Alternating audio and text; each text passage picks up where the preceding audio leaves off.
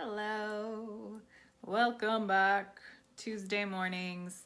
I had to make today a little bit earlier than planned, which is fine because I'm here. You're here, either live or you're catching the replay. It's all good.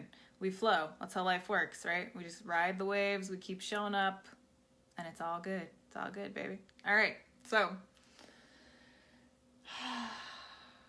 Lightworkers. So it's a term that we have heard many times, right? And it's, I feel like, kind of increasing in popularity. People just kind of like claiming the title, and that's a beautiful thing. That's so awesome. I love it.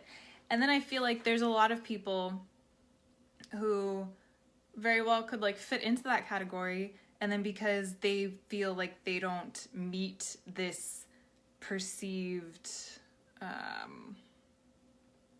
certain something, hey Kath, hey Riley, that they're like, oh, that's not for me, and then they're like all confused, and then there's another camp of people that get really caught up in labels like, am I a light worker, am I an empath, am I a highly sensitive person, am I an intuitive, all these different things.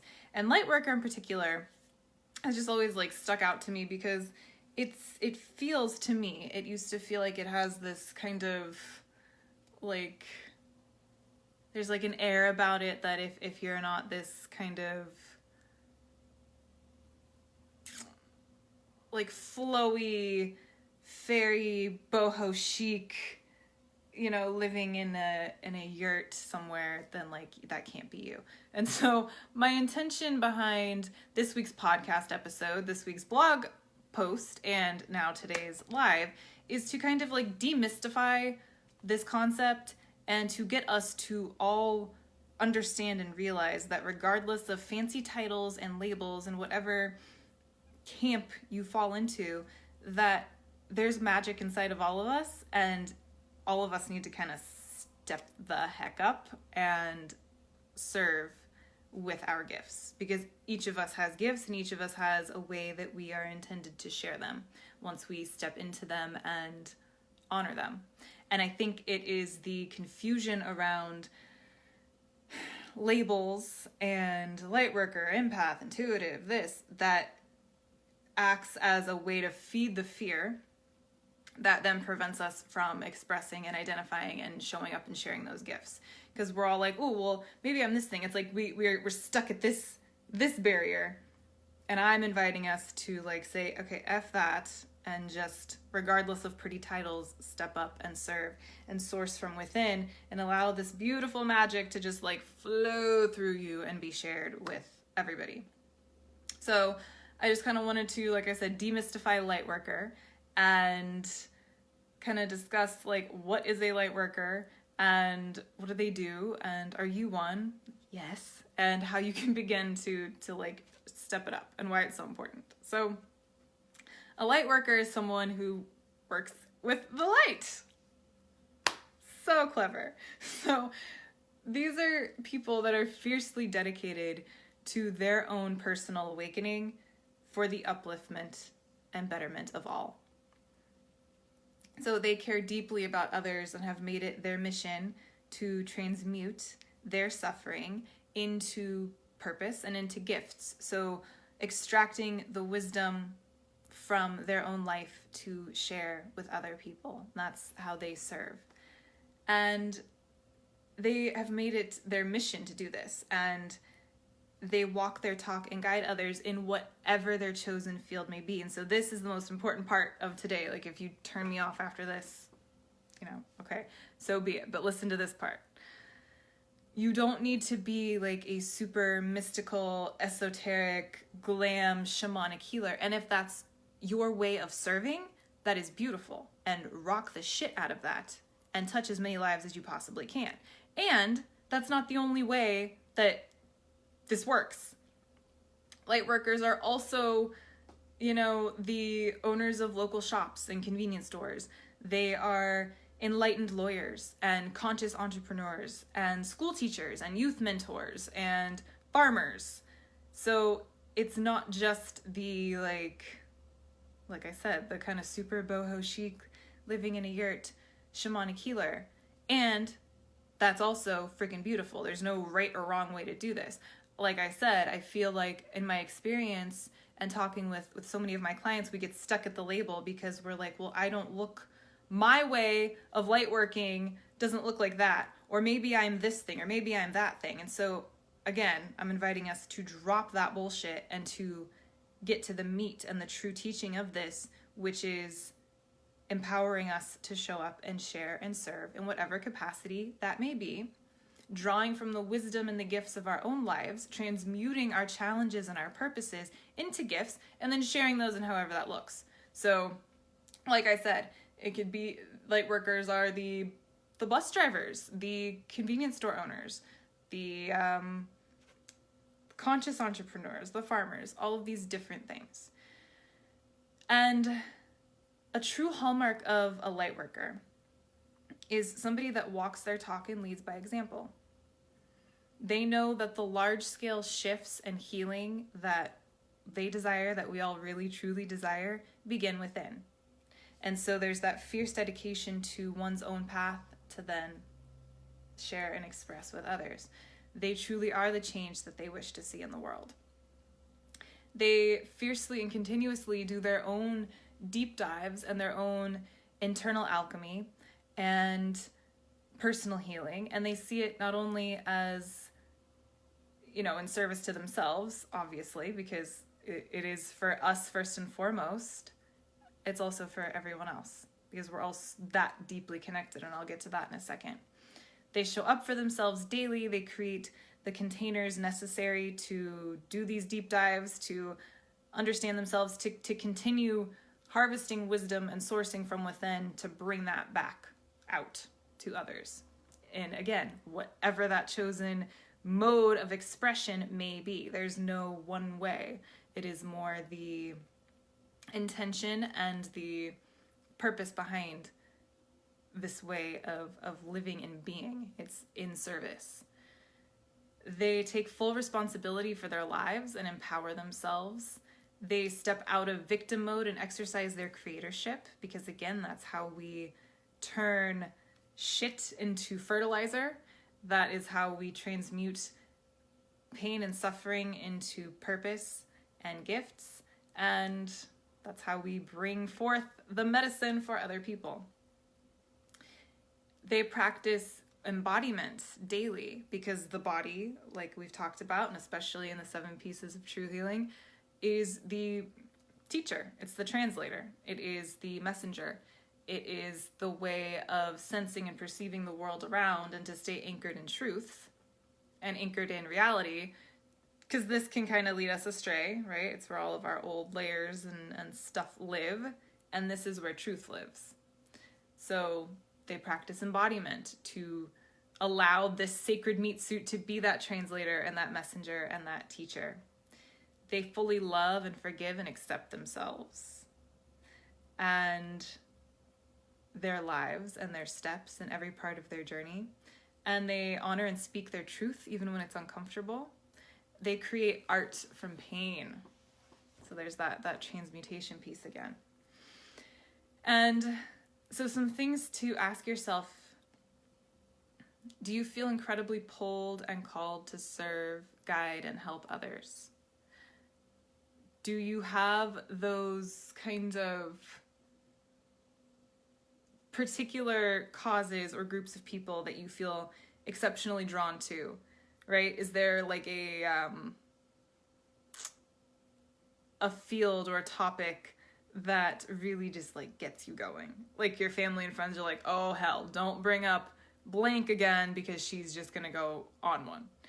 These are cues to listen to. This is kind of your guidance leading you toward serving in whatever capacity that looks like for you, and whatever your chosen field may be, from shamanic healer to convenience store owner. This is kind of those cues as to what that looks like and who you're most drawn to. Have you experienced a dark night of the soul episode or episodes? Because we don't typically just have one. Yes, there will be one that is darker and a little more challenging and serves as the biggest catalyst.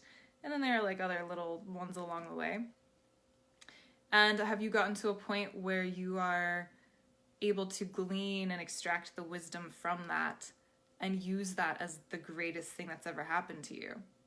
This is another sign, like, okay, I'm ready to take that and to give it.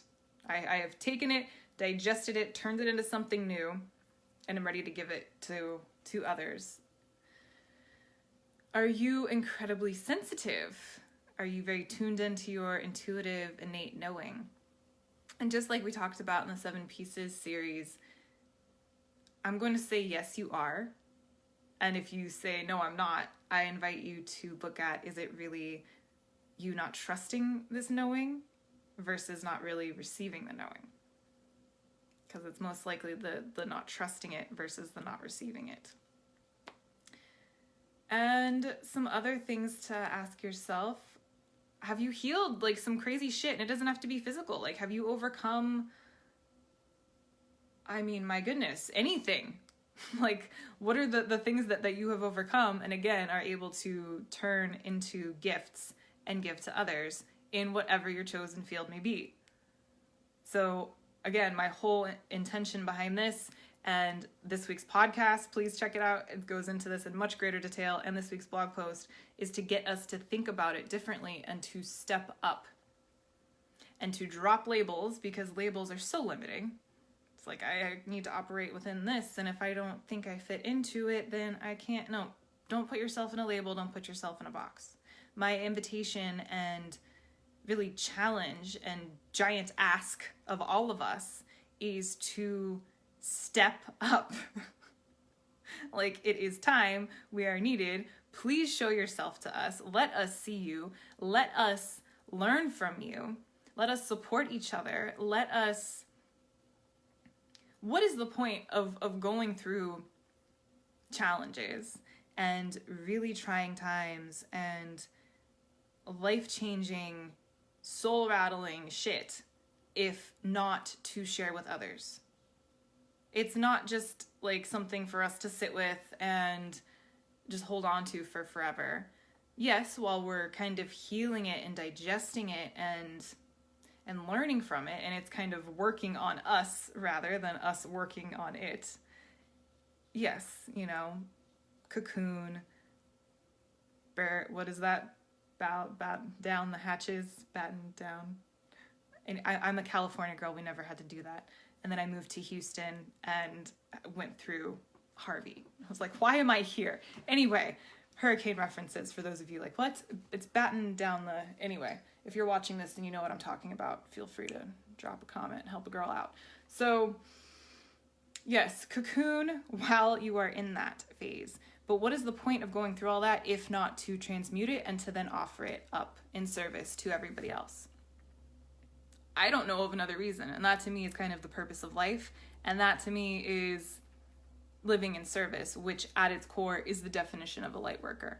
And so this like exclusivity, you know, oh, I'm this thing, I'm not that thing, that is just a way for the ego to continue to stroke itself and to keep living and hiding. It's like, I identify as this thing, not this thing, and that's not me. So F that. And how can you batten down the hatches?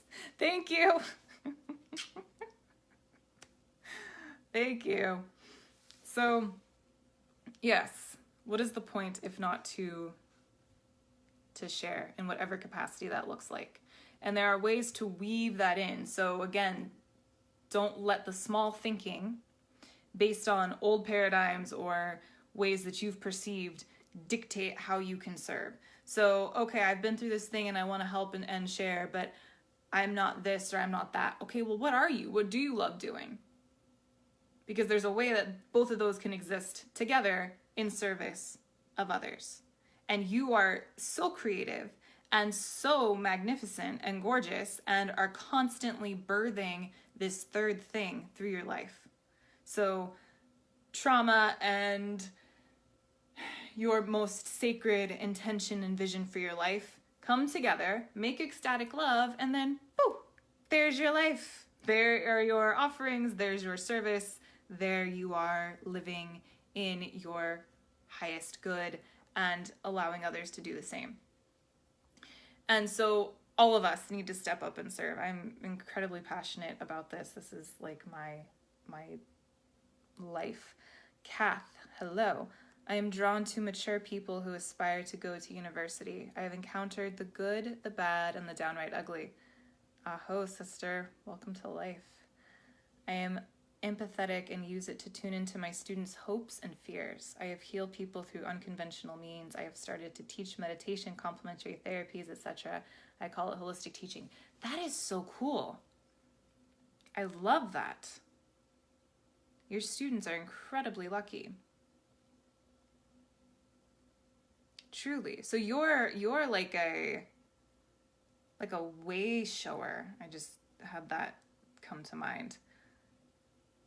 Not only are you teaching and guiding, you're helping them to fully embody themselves, to like integrate and anchor the teachings in a way that is really going to serve them, and then helping them to step into their purpose as well. That's really beautiful. I love that. Holistic teaching. It's like, oof, where were you when I was in school? And so you doing that and touching all of these people, you're kind of molding these like future whatever they go on to do. And then they go out and touch other people. And then they go out and they go out and they go out. Exactly. Paying it forward. And that's how so connected we all are. All of us. And as you all have heard me say a million times, and you'll hear me say it a million more times, the subtle always creates the gross. In your body, in the world, in our individual micro level, it's our subtle unseen realms creating our physical body and our physical experience. And so our emotional, mental, and spiritual levels, these unseen, dictating and creating everything in our physical experience. We, the micro of the macro earth, create that. So we are the subtle building blocks of the earth. And so each of us creates the collective unconscious and the state of the earth's physical and emotional, mental, and energetic levels. We influence and create each other's experiences, period. And the decisions that you make or that I make right now today impact somebody across the globe that I will probably go my whole life and never see, never know anything about, never lay eyes upon. But we're all that connected. And it's so incredibly subtle, yet it's so incredibly like tangible at the same time and true. And I mean, physically we can see how our choices are impacting the planet and the health of all beings here. It's physical, it's tangible, it's obvious. And on more subtle levels, our individual emotional, mental, and spiritual bodies can drive and reinforce the current paradigm when we choose to not awaken and step into our sovereignty. And so the harm we inflict upon ourselves is harm inflicted upon the masses. And so each time we allow our boundaries to be crossed and we don't speak up for ourselves, we reinforce the current status quo where like that mode of operating or living is okay. Each time we stifle our truths and deny our desire to express and share and heal and teach, again, that status quo that may not always have the best interests of others in mind is reinforced. So when we change our own subtle levels and do this deep internal individual work, we are shifting our own field and also like shifting the entire collective's field. It's that serious. It is. And so everything that you do and don't do matters. Everything you resist or embrace influences the collective's current paradigm. And so it's not about us and our fears and, our ego's need for safety and all of these things that keep us small. Those things are important, and they're one piece of us. And they're very important. And it's also about the bigger thing and how the transmutation and the integration of these pieces of ourselves can influence and impact and serve the whole. Like the wind, you can't see it, but it's so powerful. Yes, exactly. I love wind. That's like my favorite. So many weather metaphors in today's live. I love it. But yes, the wind, totally. It is so powerful. I love the energy of wind. It's also to me like it's like this ancient, ever-knowing, omnipresent, omnipowerful force that's just been blowing and moving since the beginning of the earth, and it like carries everything, all the little whispers and the voices and all of it. My partner, he was in the military, and when he would go do little things and be away, he's like, I'll whisper secrets and I love yous to the wind, and the wind can carry it to you. So I love wind. I loved it before that, but that just made it even better.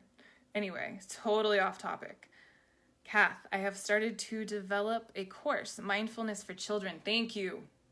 Yes. I am hoping that it may help those children that are suffering self-doubt, poverty, and so forth. Yes.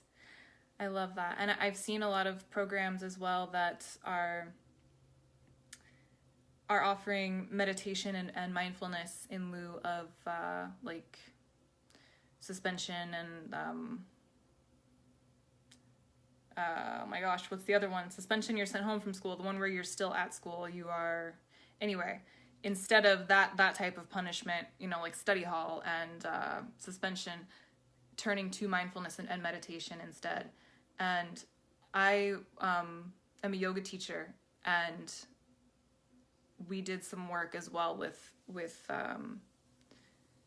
children, especially at-risk youth, and also did some work with women that were recently released from prison, and there was also some in-unit stuff as well. Detention.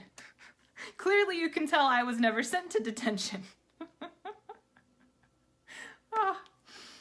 I was a good girl, and then it was like later on I became bad. I was good in those school years. Detention, yes. And so mindfulness and meditation are such powerful tools.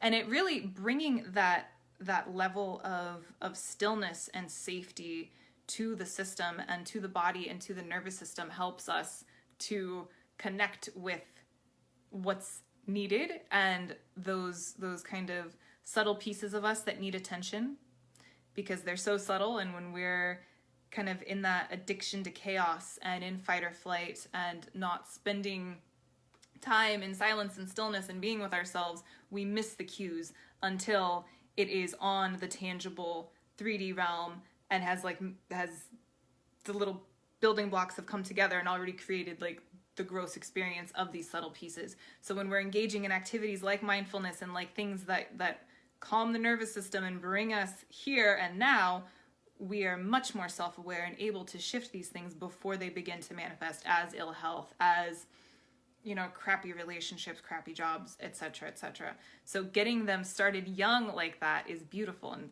thank you for being part of that and for bringing that to those students, because that's really, really powerful stuff.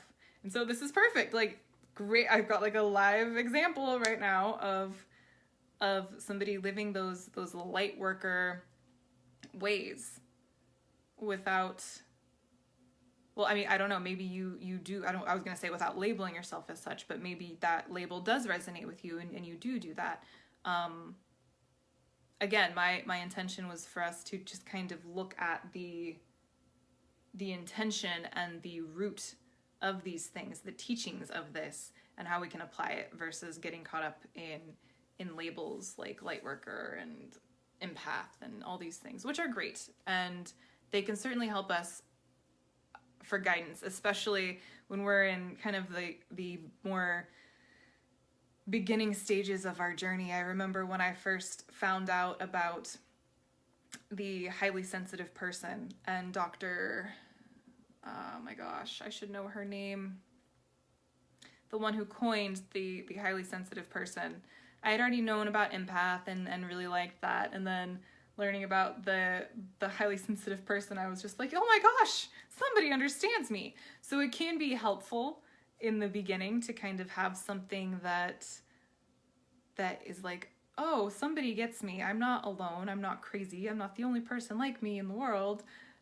And then it kind of can serve as a confidence boost or a reassurance for us to then kind of go on and have it evolve and unfold organically. And Kath has no labels. And I've seen this a lot in people, many of my clients struggle with, I like to call kind of spiritual trauma if they came from a religious or dogmatic background, and then stepping into more of their own authentic, independent spirituality, regardless of any type of label or religious thing. Again, kind of on those early the early parts of the path can be helpful to kind of have a label or to resonate with something. So there's a time and a place. I'm not poo-pooing labels. Like I said, in my experience, yes, Dr. Erin, exactly. Thank you. The highly sensitive person. She also wrote The Highly Sensitive Child. Yeah. So having these labels can be helpful, and then ultimately just sourcing from within and allowing your life to influence your service and your gifts and how you can show up like that. And if anyone else like Kath has any examples of ways that you are shining your light in the world and being a lighthouse for others and sharing your gifts in whatever capacity that looks like, share. I would love to hear it. We've got a holistic teaching style that Kath is bringing forth. I love this. And I'm not going to get into it today.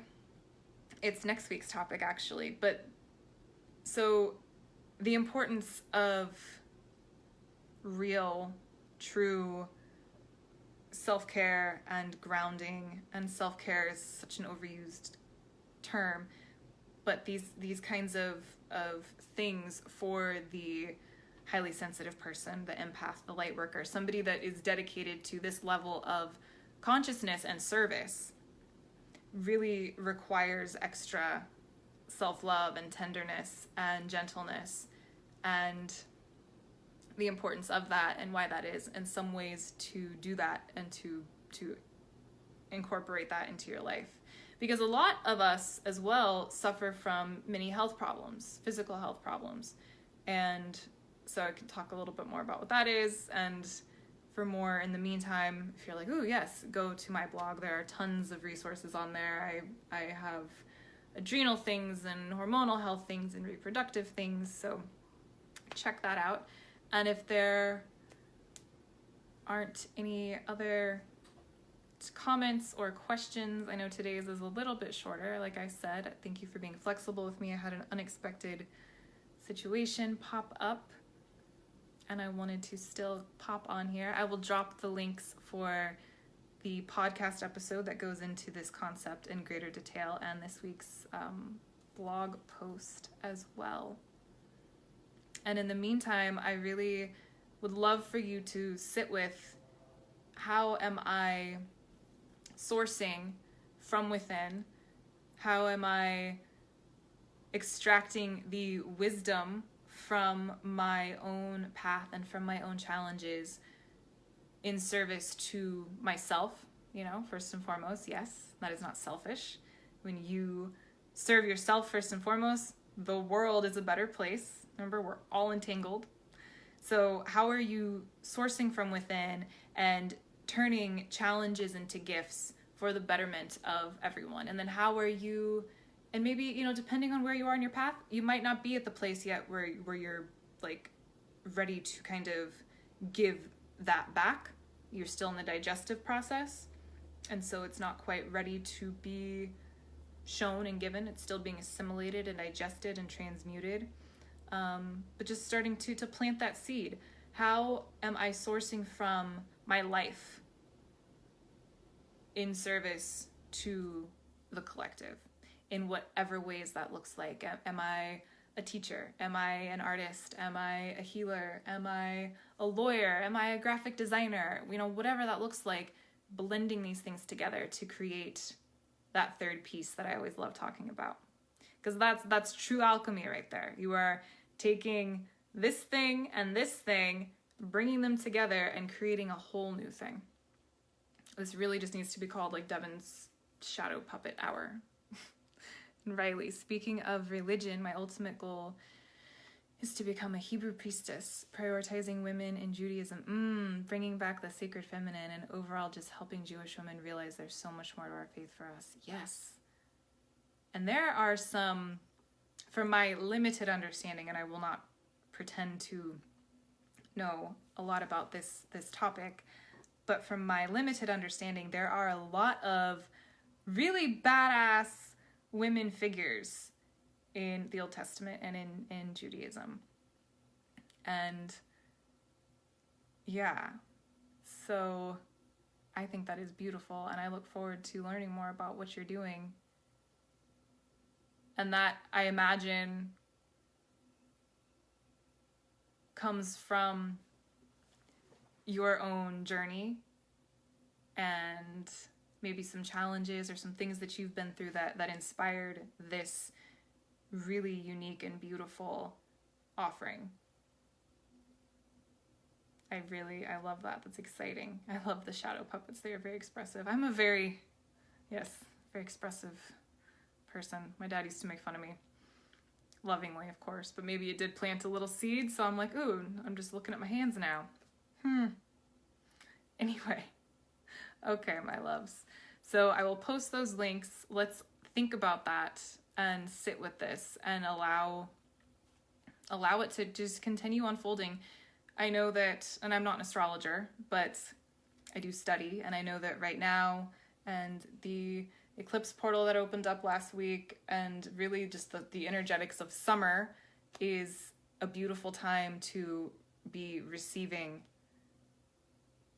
really just divine insight from within and allowing us to source from within. So let's use the energetics and the invitations of this time and keep sharing and leaning on each other. That's what this space is for. That's what I am here for. And I am so honored to be walking with all of you beautiful, light working beauties, just doing such amazing work in the world, because it's needed. We're needed. It's time. Okay. So much love. I'll see you guys next week.